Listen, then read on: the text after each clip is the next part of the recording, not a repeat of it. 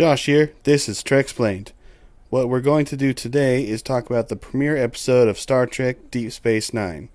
This is the first Star Trek that goes away from the legendary Enterprise starship lineage and instead focuses on life aboard a dilapidated space station turned over to Bajor and the Federation by the Cardassians after they ended the Bajoran occupation. This was set up a little bit in the final seasons of Next Gen, but expanded a lot with Deep Space Nine. Some people argue and say Deep Space Nine is the best Star Trek, but I am not with those people. I would say that Deep Space Nine is a better drama, but as far as a better Star Trek as a concept, I would still go with Next Gen. But this is not a discussion on pros and cons of various series. This is merely a conversation about the first episode of Deep Space Nine called Emissary. It starts up with a little bit of setup on the backstory of the new commander, Benjamin Sisko. It has an opening crawl, kind of like Star Wars, which I'll read verbatim right now before we get into the story proper. On Stardate 43997, Captain Jean-Luc Picard of the Federation Starship Enterprise was kidnapped for 6 days by an invading force known as the Borg. Surgically altered, he was forced to lead an assault on Starfleet at Wolf 359. Wolf 359 is a star nearby Earth where Starfleet engaged the Borg during the Best of Both Worlds episode of Next Gen. That was a massive deal at the time. Third season finale and fourth season premiere, so we had to wait months for the answers to the questions.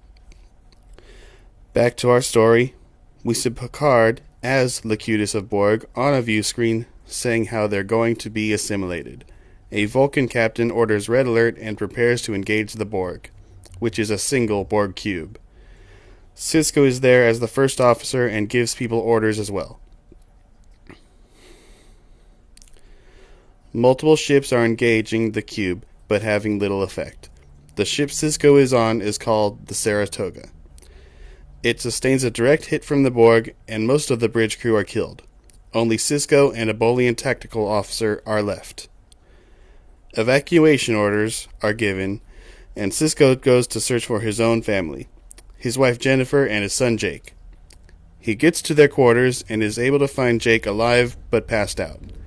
He moves Jake to relative safety, then finds Jennifer trapped under rubble. The Bolian comes looking for him and scans Jennifer with a tricorder. She's dead. The Bolian passes Jake onto a passing ensign and returns to drag Sisko away.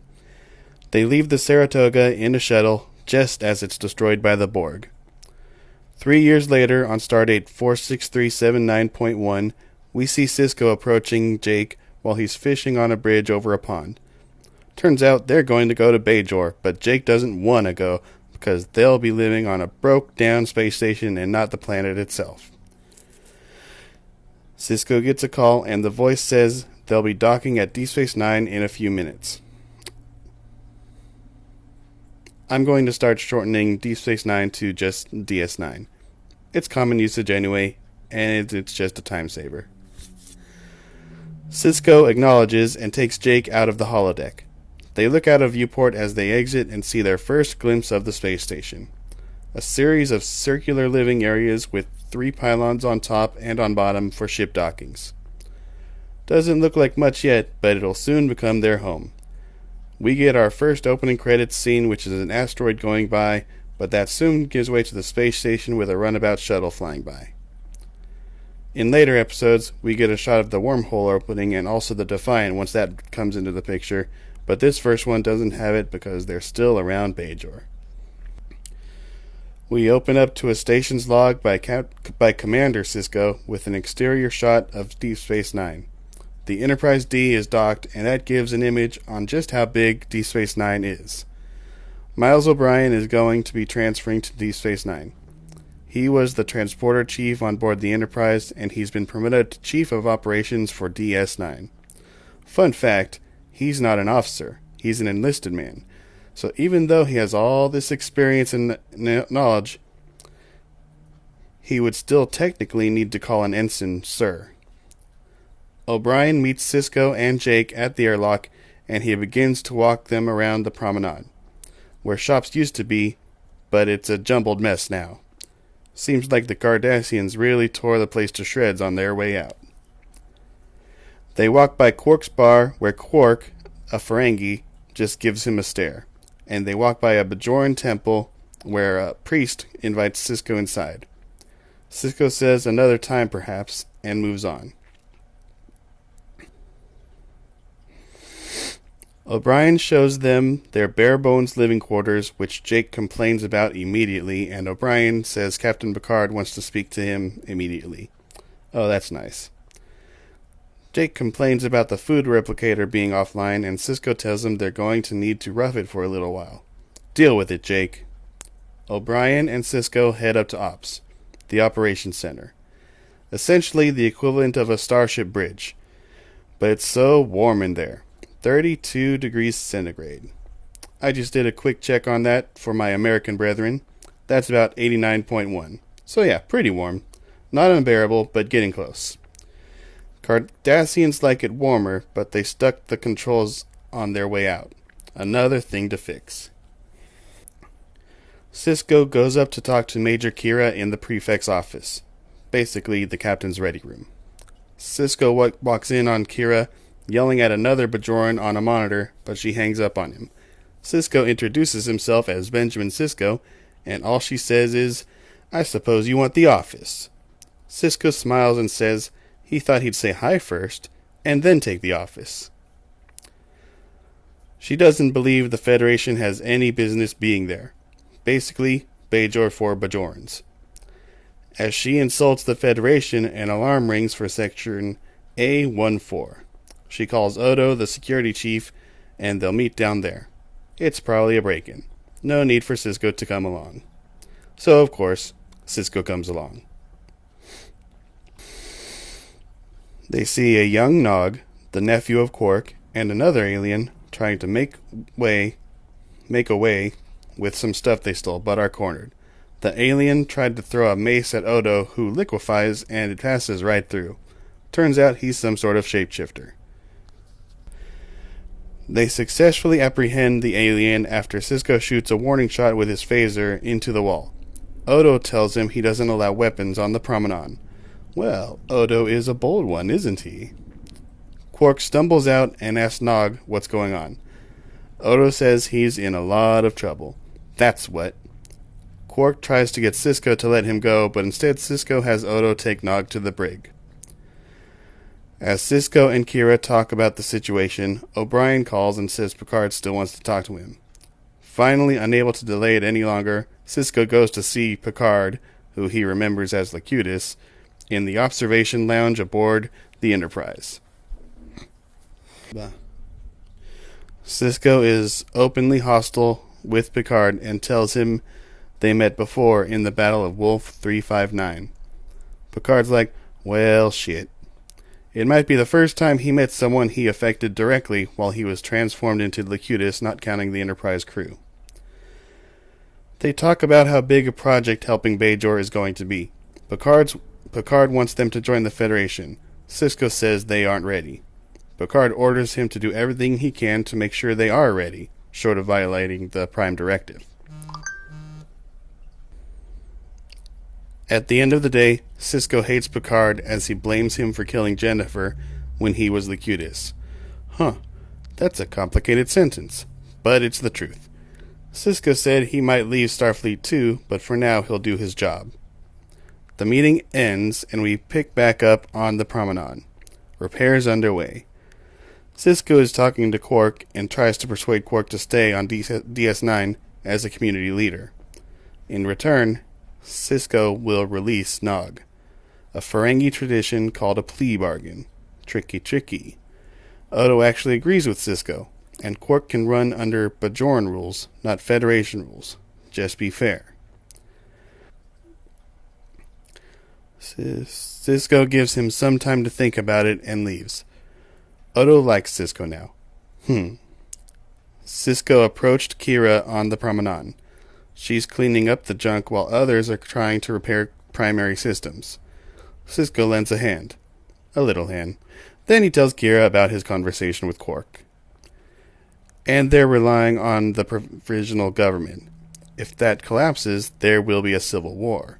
Only their spiritual leader, Kai Opaka, might prevent it. Kai is the title, by the way. She's basically the Pope.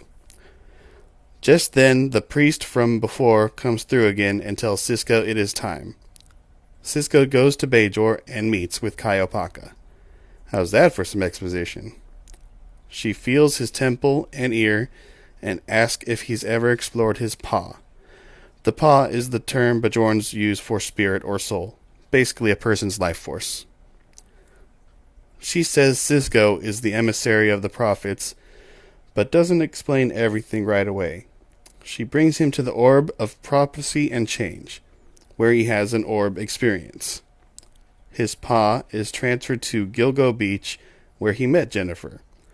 He relives the moment he met Jennifer until Kai Opaka finally closes the orb and brings him back. Opaka explains more. There are 9 orbs, but the Cardassians took the others. It is Sisko's task to find the Celestial Temple. That is his destiny, to find the Celestial Temple and become the emissary of the prophets. She hands the orb over to him and says this will help him. Sisko returns to DS9, makes a brief stop in his quarters to say hi to Jake, and then is beckoned up to the promenade by Kira. Quark's has reopened. Sisko goes to talk to Quark briefly.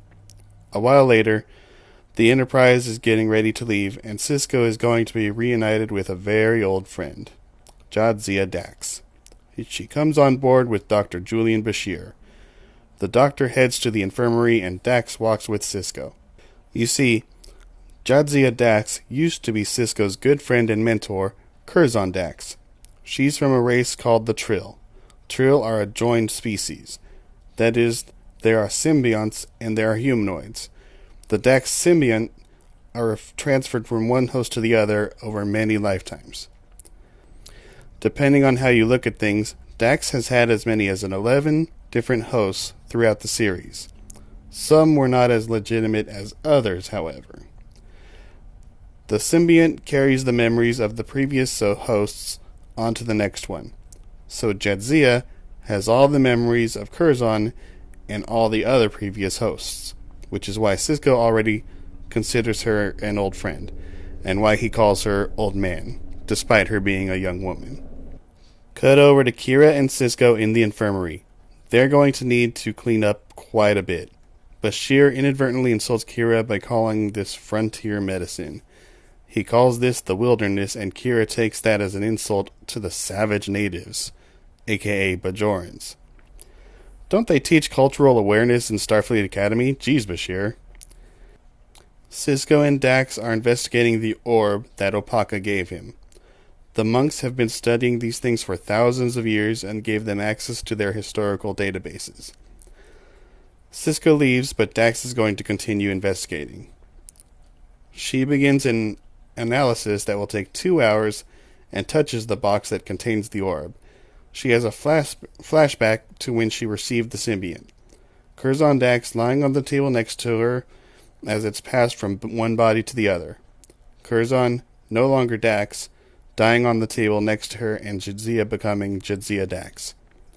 She returns from that memory and smiles. O'Brien is on the Enterprise, finishing his goodbyes. He heads to the ready room to say goodbye to Picard, but changes his mind, not wanting to bother him. He takes one last look around the bridge and then heads to the transporter room, because even though the Enterprise is docked, he needs to use the transporter.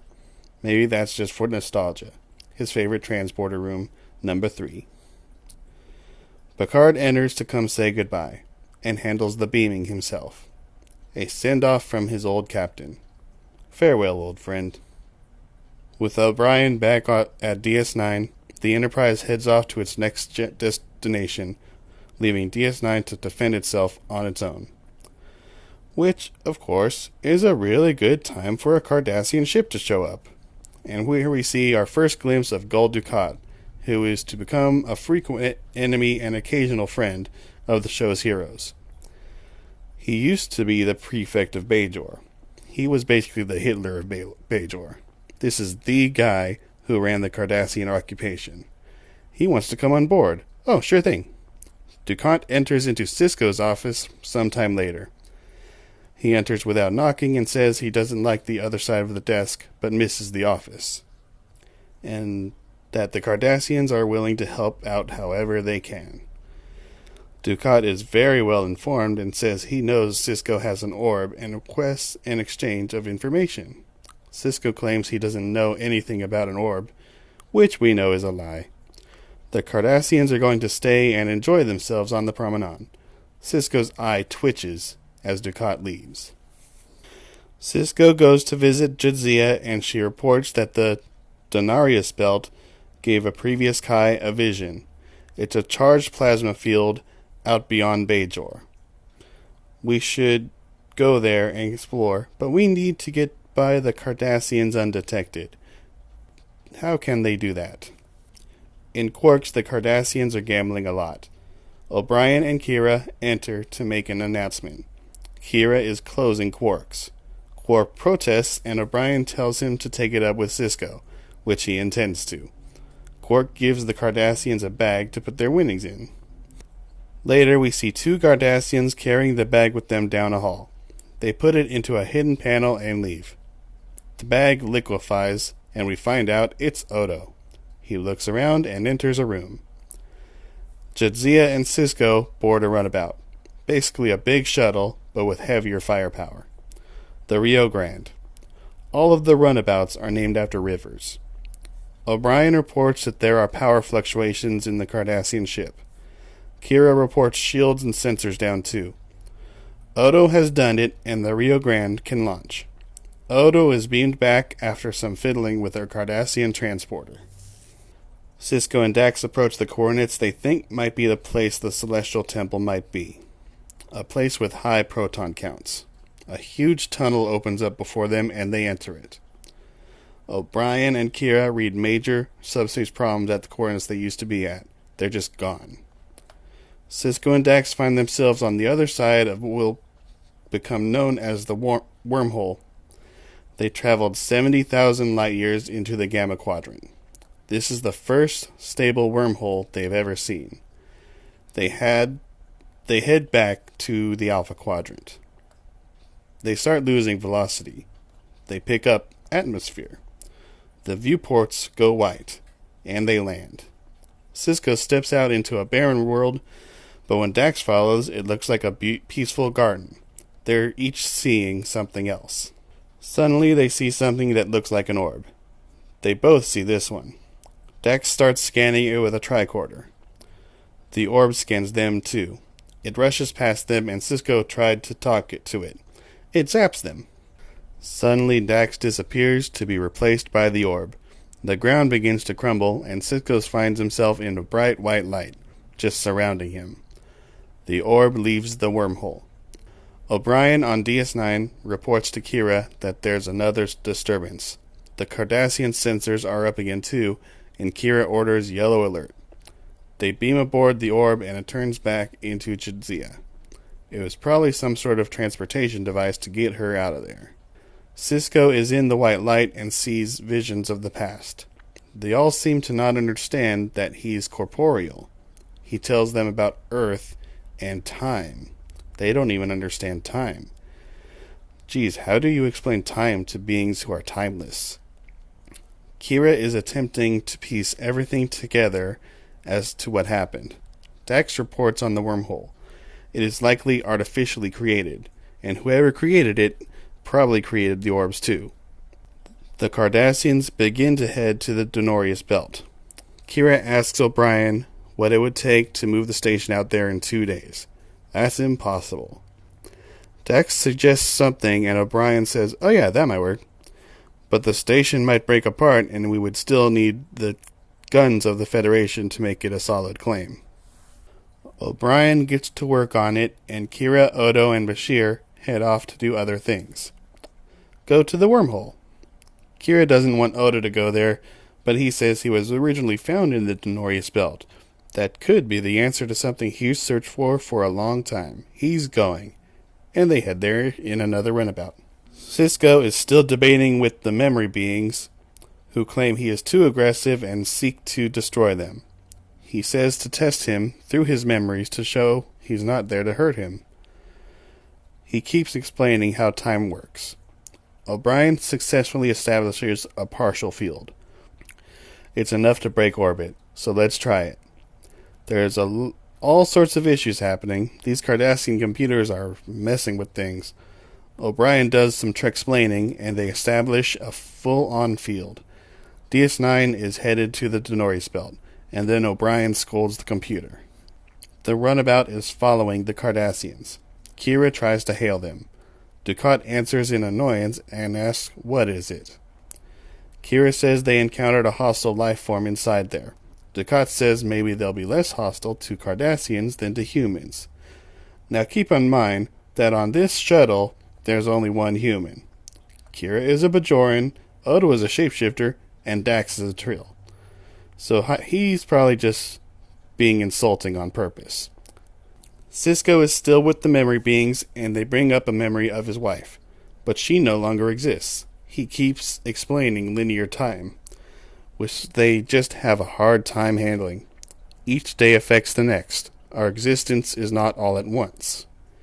The memory switches to when he lost Jennifer during the Borg attack, the most difficult day of his existence. His memories falter as a Cardassian ship goes through the wormhole. As Kira and friends approach the wormhole, there is an explosion. The memory beings explain that they closed the wormhole because whenever one of the corporeal enter into it, their existence is disrupted. They get into some more linear time discussions and linear procreation when Jake was born. Then he explains baseball. He explains exploring and ideas and concepts to coexist and learn. But if that's true, why does he still exist when Jennifer died? DS9 has arrived at where the mouth of the wormhole used to be. They can find no trace of Cisco, the Rio Grande, or Dukat's ship. 3 other Cardassians crossed the Bajoran border and are headed their way. Gul Jasad hails them and asks where the heck Dukat is. There's no wormhole. Jasad doesn't believe their story and arms defenses. Kira orders shields, but the station doesn't have shields yet. They get hailed again, and Jasad demands the space station be turned over or they'll open fire. Kira asks for a day to make the preparations. Jasad gives them an hour. Linear time, am I right? Later, O'Brien says they can have partial shields. The Enterprise is 20 hours away. They need shields to last that long at least. And Cardassians do not treat their prisoners well. Cisco continues explaining linear time. He yells at them for making him see Jennifer's death again, but it's him who brings them there. He then needs to explain death to them. And then he realizes that he never left the Saratoga. That is a key point in his own existence and always exists there. His memories are strong on that day. He sees Jennifer dead every time he closes his eyes. He exists there and never really moved past it. It is not linear. Jasad hails DS9 again. They fire 6 torpedoes across the bow of Jasad's ship. They only have 6 torpedoes, but this is more of a bluff. Kira calls his a bluff by being a Bajoran who has always fought Cardassians. Bluff successful, but the Cardassians remain ready for battle. The Cardassians realize that DS9 was using a Thoron field to block sensors, but they were able to penetrate it finally. But the bluff is still successful. Their scans read multiple armaments. Jasad believes it's an illusion, but his second-in-command does not. Why risk a battle if it's true? The Cardassians are calling out for reinforcements and position themselves into an attack formation. They begin firing phasers on DS9. Shields holding for now. O'Brien pulls some bullshit and puts out a blast back at them. The Cardassians continue firing as people are running away from the damage on the promenade. Odo calls Ops for the doctor, and Bashir says he's on his way. Why was Bashir even in Ops? Kira realizes it is a hopeless cause and that she needs to surrender just in order to save the lives of the people on board. When she's about to admit defeat, another neutrino surge occurs and the wormhole reopens. There's your wormhole, Jasad, little bitch. The Rio Grande is towing out Ducat's ship with a tractor beam from the wormhole. Cisco hails DS9 and briefly explains the situation. Cardassians are disarming and Cisco returns. Cisco walks onto the promenade, damages again. Lots of injuries, but no fatalities. Jake walks through the crowd and they find each other and hug it out. The Enterprise returns and the Cardassians leave. Picard and Cisco talk about how important Bajor has just become with DS9 and the wormhole. Cisco talks to Picard about his retirement from Starfleet and tells Picard to never mind it. They shake hands and Picard leaves. Cisco is at peace with Picard now. The promenade is now a bustling place of commerce and community, and Quark tries to flirt with Kira. Space station problems are communicated with Dax, Cisco, and O'Brien, and thus closes the first episode of Star Trek Deep Space Nine. Thanks for tuning in. If you liked today's story, please drop a like and subscribe so you get updates on new ones. See you next time on Treksplained.